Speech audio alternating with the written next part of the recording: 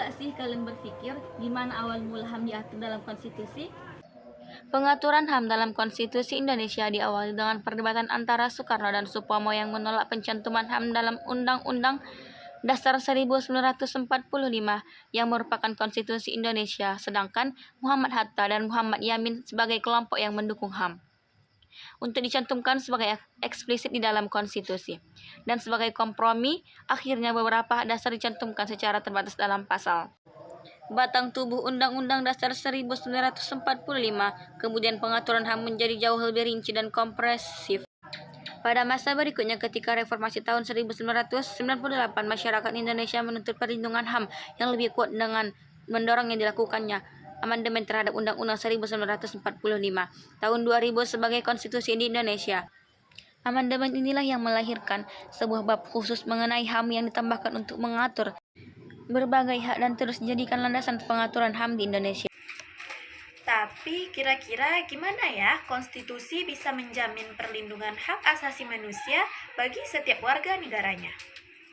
Dalam kehidupan berbangsa dan bernegara, konstitusi menjadi salah satu aspek yang paling penting. Ketentuan dalam konstitusi menjadi norma tertinggi yang wajib dipenuhi oleh seluruh warga negara. Di Indonesia, hak asasi manusia dijamin dan dilindungi oleh konstitusi sebagai bentuk perlindungan dan penghormatan terhadap hak-hak individu ataupun kelompok. Pengaturan hak asasi manusia yang digunakan saat ini dalam konstitusi di Indonesia terdapat dalam Undang-Undang Dasar Negara Republik Indonesia tahun 1945 yang dimuat secara khusus dalam satu bab, yaitu bab 10A pasal 28A sampai dengan pasal 28J dengan cakupan sebagai berikut. Yang pertama, pasal 28A mengatur hak untuk hidup dan mempertahankan hidup. Yang kedua, pasal 28B menjamin hak untuk membentuk keluarga, melanjutkan keturunan, serta hak anak untuk kelangsungan hidup, tumbuh, dan berkembang. Yang ketiga, pasal 28C melindungi hak untuk mengembangkan diri, memperoleh pendidikan, dan memperoleh manfaat dari ilmu pengetahuan dan seni. Yang keempat, pasal 28D menjamin hak untuk pengakuan, jaminan, perlindungan, dan kepastian hukum yang adil serta perlakuan yang sama di hadapan hukum. Yang kelima, pasal 28E mengatur hak kebebasan beragama, keyakinan, berserikat, berkumpul, dan mengeluarkan pendapat. Yang keenam, pasal 28F menjamin hak untuk berkomunikasi dan memperoleh informasi.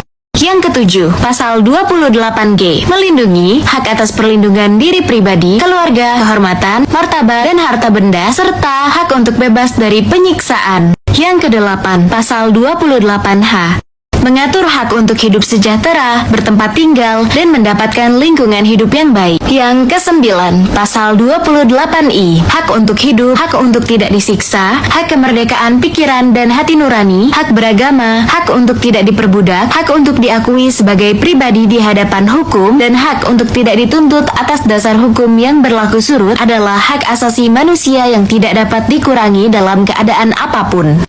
Yang ke-10 dan yang terakhir, pasal 28J menjelaskan kewajiban sebagai orang untuk menghormati hak orang lain dan tunduk pada pembatasan yang ditetapkan oleh undang-undang. Sekarang kita dapat disimpulkan bahwa beberapa prinsip HAM yang dijamin oleh konsekuensi di pemerintahan. Terus untuk di Indonesia sendiri, apakah ada upaya yang dilakukan oleh negara untuk penegakan HAM?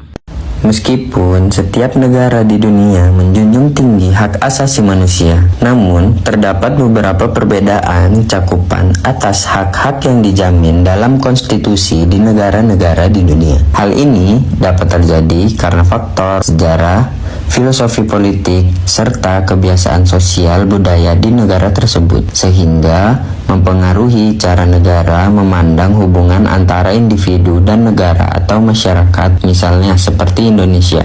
Menganut prinsip keseimbangan antara hak individu dan kepentingan kolektif atau sosial berlandaskan nilai-nilai Pancasila. Kebebasan individu diakui tetapi dibatasi oleh hak orang lain dan moral, nilai agama, serta ketertiban umum.